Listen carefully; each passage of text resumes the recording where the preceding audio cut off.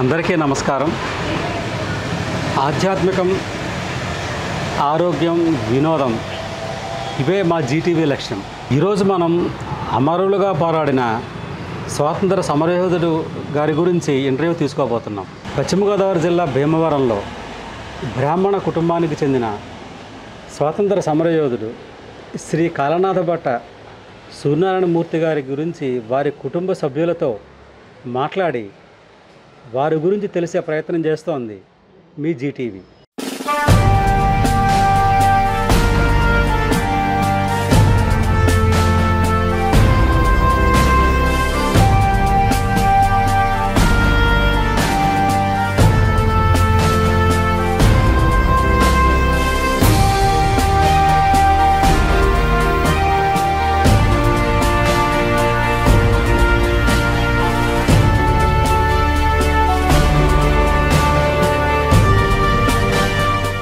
Sister Venkataramanamurthy గారు నమస్కారం అండి. నమస్తే అండి. మీ తాతగారు అనేటువంటి కాళనాథ భట్ట సూర్యనారాయణమూర్తి గారు స్వాతంత్ర సమరయోధులు. ఆయన గురించి తెలుసుకునే ముందు ఒక్కసారి మీ కుటుంబ నేపథ్యం గురించి చెప్పండి. మా జీటీవీ ప్రేక్షకులకి మీ కుటుంబ నేపథ్యం గురించి చెప్పండి. ఓకే. మా తాతగారికి ముగ్గురు పిల్లల్లో మా మదరు ప్లస్ మా మామయ్యలు ఇద్దరు ఉన్నారు. మా మదర్కి మేము ముగ్గురం, నేను, మా తమ్ముడు, మా అక్క. మా అక్క నిజామాబాద్లో ఉంటుంది. మ్యారేజ్ అయిన తర్వాత మా అక్క పిల్లలు కానీ మా పిల్లలు కానీ అంతా సెటిల్ అయిపోయారు. ఇప్పుడు అంతా వాళ్ళ మ్యారేజెస్ కానీ వాళ్ళు ఉద్యోగాలు చేస్తున్నారు. వాళ్ళు మేమంతా రిటైర్ అయిపోయాము పూర్తిగా. మా అక్క, నేను, మా తమ్ముడు రిటైర్ అయ్యాము. And we are spending our retired life. అది సార్, ఇప్పుడు మీ తాతగారు అయినటువంటి శ్రీ కాళనాథ భట్ట సూర్యనారాయణమూర్తి గారి గురించి అంటే ఆయన అసలు ఈ స్వాతంత్ర సమరయోధుడిగా రావడానికి ఆయనకి ప్రేరణ ఎవరు? ఆయనకి ప్రేరణ ఏమిటంటే అప్పుడున్న కాలమాన పరిస్థితులు బట్టి ఆయన సొసైటీలో సేవ చేయడం కోసం వచ్చారంతే. ఆయన పుట్టింది, పెరిగింది, చదువు అయింది అంతా కూడా తూర్పుగోదావరి జిల్లా పాసిలిపూడి లంక ప్లస్ నరసాపురం, అక్కడ వెస్ట్ గోదావరి, ఈస్ట్ గోదావరిలో అయింది మొత్తం అంతా. తర్వాత 8th క్లాస్ అయిపోయిన తర్వాత ఉద్యోగం వచ్చింది ఆయనకి. ట్రైనింగ్ అయ్యేది, ఉద్యోగం వచ్చింది. ఉద్యోగం కన్నా కూడా దేశ సేవే ముఖ్యం అనుకుని అవి వదిలేసేసి దేశ సేవలోకి వచ్చారు అప్పుడున్న కాలమాన పరిస్థితులను బట్టి. అప్పట్లో బంగాళ స్వామి అని చెప్పని ఉండేవారు. ఆయన ప్రేరణతోటి నాగ్పూర్ కాంగ్రెస్ సభకి వెళ్ళడం అక్కడ ఏంటంటే ఇక్కడి నుంచి నడుచుకుంటూ వెళ్ళారండి ఆయన ఆ సభకి కార్యకర్త కింద. ఆ బెంగాళ స్వామి అని మరి ఆయన ఎవరో తెలియదు. మొత్తం మీద ఆయన ప్రేరణతో వెళ్ళాలని చెప్పని చెప్పారు మా అమ్మగారు కానీ మా పెద్దమావి కానీ చెప్పిన విషయాన్ని బట్టి ఆయనతో పాటు నడుచుకుంటూ నాగ్పూర్ వరకు వెళ్ళి అక్కడ పికెటింగ్లో అక్కడ కార్యకర్తగా ఇవ్వడం. అక్కడి నుంచి కాశీలో కాశీ విశ్వవిద్యాలయంలో పికెటింగ్ జరిగింది అక్కడ అప్పట్లో. ఆ పికెటింగ్లో పాల్గొనడం కోసం అక్కడి నుంచి అటు వెళ్ళిపోయాట. ఇది 1932 సంవత్సరంలో జరిగిన విషయం. ఇది వెళ్ళి అక్కడి నుంచి ఇంకా అందులోనే ఉండిపోయారు పూర్తిగా. ఇంకా స్వాతంత్ర పోరాటంలోనే ఉండిపోయారండి. అంటే ఉద్యోగం చేస్తాం సరే మధ్యలో మానేయడం, వెళ్ళడం, మళ్ళీ వచ్చి చేయడం. అంటే ఇప్పుడు ఈ మీ తాతగారు అనేటువంటి కాళనాథ భట్ట సూర్యనారాయణమూర్తి గారి గురించి అంటే ఆయన ఏ విధంగా పోరాటం చేసేవారు ఇవన్నీ కూడా మీకు ఎవరు చెప్పేవారండి? మీకు ఇవన్నీ ఆయన విషయాలన్నీ మీకు ఎవరు చెప్పారు? మీకు మా వాళ్ళు, మా పెద్దమావయ్య, మా అమ్మగారు, మా అమ్మమ్మగారు, వీళ్ళ ద్వారానే మాకు ఈ విషయాలను తెలుసు. సరే, ఇప్పుడు ఈ కాళనాథ భట్ట సూర్యనారాయణమూర్తి గారు ఆయన ఈ స్వాతంత్ర పోరాటంలో పాల్గొన్నప్పుడు ఆయన పడిన కష్టాలు ఏమైనా మీకు తెలిస్తే చెప్పండి సార్ మా జీటీవీ ప్రేక్షకులకి. ఇంచుమించుగా ఆయన చెప్పగలిగిన ముందు మీకు 1932 సంవత్సరంలో ఈ నాగ్పూర్ కాంగ్రెస్ మహాసభకి పాల్గొనడం కోసం చెప్పని కాలినడకన బెంగాల్ స్వామి గారు చెప్పి అనేవారు. అప్పుడు ఆయన ఇక్కడ ఉండేవారు. ఆయన ఆధ్వర్యంలో ఇక్కడ ఉన్న యువకులందరూ కలిసి నాగ్పూర్ సభకి వెళ్ళారు. అక్కడ ఒక కార్యకర్తగా ఆ సభలో పాల్గొన్నారు, చేశారు. అక్కడి నుంచి పికెటింగ్ కోసం అని చెప్పని కాశీ విశ్వవిద్యాలయం ఎక్కడైతే ఉందో మన మధుమోహన్ మాలయ్య స్థాపించిన కాశీ విద్యాలయంలో పికెటింగ్ ఉందంటే అక్కడికి వీళ్ళందరూ వెళ్ళి అక్కడ పికెటింగ్లో మొట్టమొదట అంటే సమరంలో పాల్గొన్నది మొట్టమొదటి అక్కడ చేశారు. అక్కడ లాఠీ దెబ్బలు పడడం, 6 నెలలు అక్కడ జైలు శిక్ష ఉంచడం. అక్కడి నుంచి వెనక్కి వచ్చేసారు. వచ్చేసిన తర్వాత ఇక్కడ స్కూల్లో జాయిన్ అయినా కానీ ఇక్కడ స్కూల్ ఎక్కడంటే కూడా ఇంచుమించుగా 20 ఏళ్ల పాటు వెస్ట్ గోదావరిలో చేశారు. అంటే జౌలిపాలెం, పాందువ, కాళ్ళకూరు ఈ ప్రాంతంలో ప్రాథమిక పాఠశాలలో ఉపాధ్యాయులుగా చేశారు. ఆ తర్వాత ఇంకో 14 ఏళ్ళు మన ఏలూరు మండలం కైకరం ఆ చుట్టుపక్కల హిందీ టీచర్గా చేశారు అక్కడ. సో ఆ టైంలో ఈ ఉద్యోగంలో చేరిన తర్వాత కూడా దీని మీద మక్కువతోటి ఉద్యోగం మానేయడం, వెళ్ళడం, మళ్ళీ రావడం. సో ఆ విధంగా ఇంచుమించుగా 1930 తర్వాత ఇక్కడ ఫేమస్ అంటే సర్దార్ దండు ఆయన పేరంటే నారాయణరాజు గారు అని చెప్పని ఆయన స్వాతంత్ర సమరంలో బాగా ఎక్కువగా పాల్గొన్నారు. ఆయన సర్దార్ అని కూడా ఆయనకి పిలిచారు. ఆయన ఆధ్వర్యంలో జరిగిన పెద్ద బిగినింగ్ ఏదైతే ఉందో ఉప్పు సత్యాగ్రహం, ఆ ఉప్పు సత్యాగ్రహంలో ఆయనతో పాటు వెళ్ళి పాల్గొన్నప్పుడు 6 నెలల జైలు శిక్ష ఇక్కడ అనుభవించారు. సార్, స్వాతంత్ర సమరయోధులైన మీ తాతగారు ఈ కాలనాథ భట్ట సూర్యనారాయణమూర్తి గారు మన గాంధీ గారు ఉప్పు సత్యాగ్రహం ప్రకటించారు కదండి. ఆ టైంలో ఉప్పు సత్యాగ్రహం టైంలో ఎవరెవరితోటి ఈయన పాల్గొన్నారు కదా, ఎవరెవరితోటి వీళ్ళు వెళ్ళేవాళ్ళు స్వాతంత్ర సమరయోధులు, వాళ్ళకి ఏమైనా శిక్షలు కానీ ఏమైనా పనిష్మెంట్ లాంటివి ఏదైనా వాళ్ళని ఇబ్బంది పెట్టడం కానీ అలాంటివి ఏమైనా జరిగాయంటారు మీ తాతగారికి?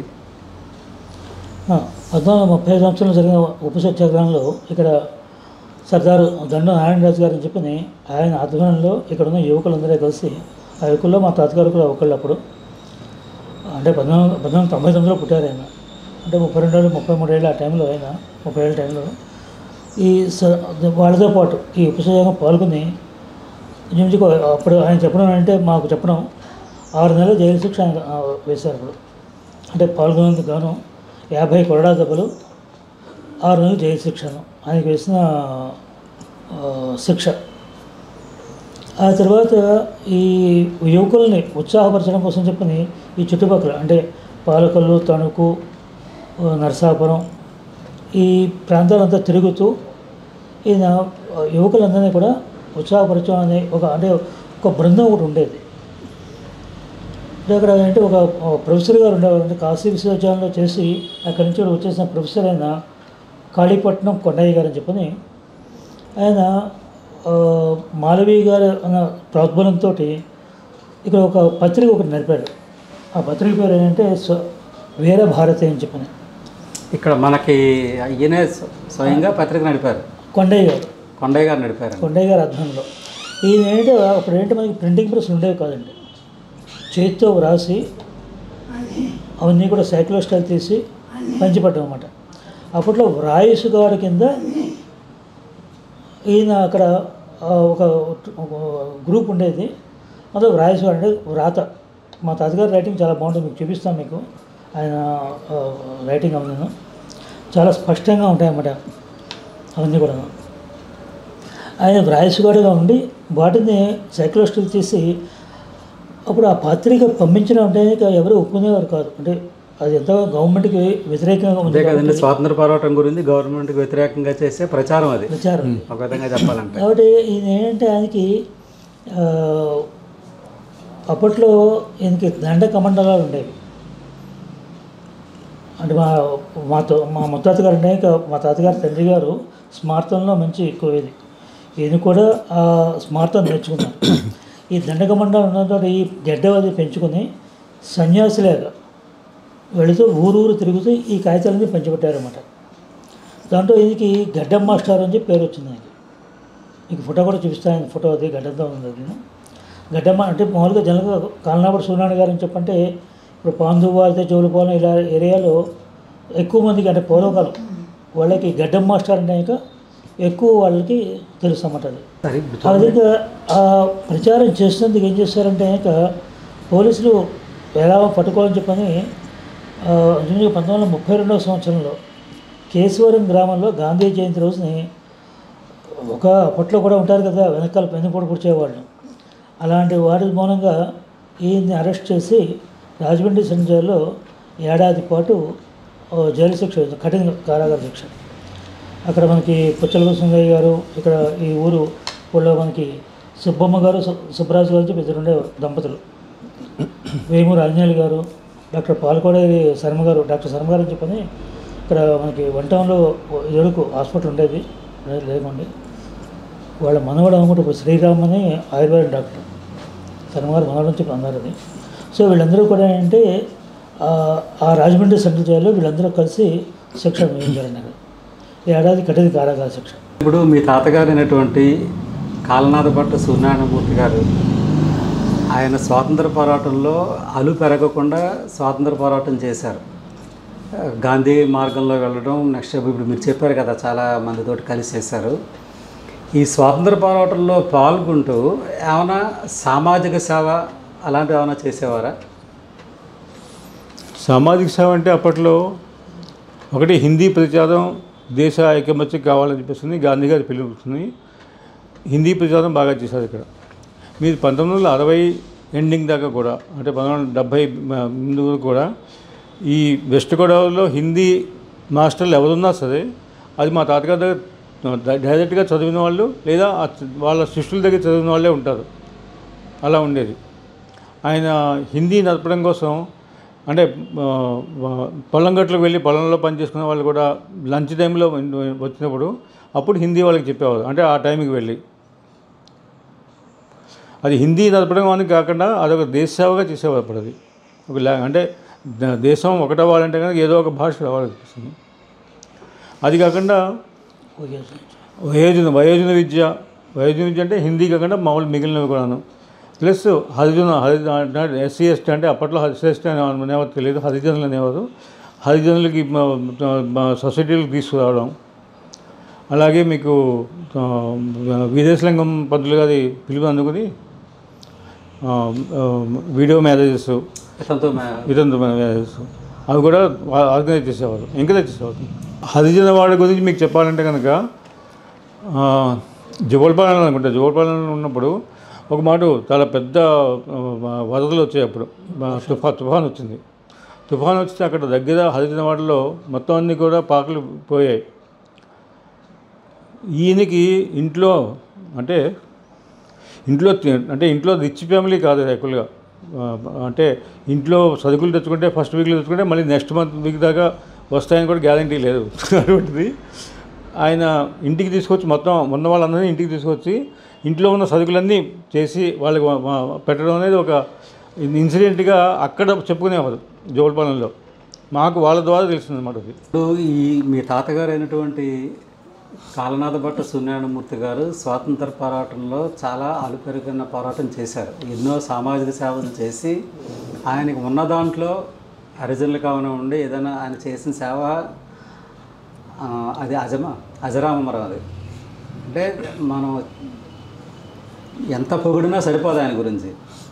ఇప్పుడు అంతలా ఆయన స్వాతంత్ర పోరాటంలో పాల్గొన్నారు కదా, ఆయన కుటుంబ సభ్యులకు ఏమైనా ప్రభుత్వం నుంచి సహాయం అందిందండి? 25 years ఫ్రీడమ్ మూమెంట్ సెలబ్రేషన్స్ 1973 ఎప్పుడు అయ్యాయి, 74లోను. 75 నుంచి మా అమ్మమ్మకి పెన్షన్ వచ్చింది. ఒక 5 ఎకరాల భూమి కూడా ఇచ్చారు అప్పుడు. 75 ఆ ప్రాంతాల్లో ఇచ్చారు. మా గ్రాండ్ మదర్ మా అమ్మమ్మకి ఇంకో 20 years దాకా పెన్షన్ వచ్చింది. 21 years దాకా పెన్షన్ వచ్చింది. సార్ ఇప్పుడు మీరు ఆల్రెడీ వివిధ ఉద్యోగాలు చేస్తూ మీరు ఇది రిటైర్ అయ్యారు. సార్ ఇప్పుడు మీ తాతగారు స్వాతంత్ర సమరయోధులు, ఎంతో పోరాడారు. ఇప్పుడు ఉన్న యువతకి మీరిచ్చే సందేశం ఏంటి సార్? మా జీటీవీ ద్వారా మీరిచ్చే సందేశం. సాధారణంగా చాలామంది చనిపోయిన తర్వాత మనం చెప్పేది ఏంటంటే దే ఆర్ పాస్డ్ అవే అంటాం మనం. పాస్డ్ అవే అనేది సాధారణంగా అందరికీ వర్తించే మాట. కానీ కొంతమంది లెజెండరీ పీపుల్, మా తాతగారు ఇలాంటి వాళ్ళకి ఏంటంటే దే విల్ పాస్డ్ ఆన్ అంటే ఏంటంటే వాళ్ళ లెగసీ మాకు ఇస్తారు. ఆ లెగసీని మేము కంటిన్యూ చేస్తామా లేకపోతే కింద వాళ్ళకి పంపిస్తామా అనేది మా దగ్గర ఆధారపడి ఉంటుంది. అది అలాగా ఆయన legacy he passed on to us actually. అంటే ఆ లెగసీ అంటే కనుక హిందీ అవ్వచ్చు, లేకపోతే ఆయన మోరల్ వాల్యూస్ అవ్వచ్చు, లేకపోతే మిగిలిన ఆయన చేసిన మంచి పనులు అవ్వచ్చు. ఆ వాటిని మేము కంటిన్యూ చేస్తే కనుక అది పాస్డ్ అవే కాకుండా పాస్డ్ ఆన్ అవుతుంది. అది ఆ విధంగా మా అమ్మగారు కూడా మా తాతగారి దగ్గర నుంచి వచ్చిన లెగసీని షీఈస్ పాస్డ్ ఆన్. అది షీఈస్ డూయింగ్ స్టిల్ డూయింగ్. ఒకవేళ కాలు పనిచేయని పరిస్థితుల్లో కూడా అవి కంటిన్యూ చేస్తున్నారు ఆవిడ. అది అందువల్ల ఏంటంటే లెజెండరీ పీపుల్ లాగా he passed on, he didn't pass away.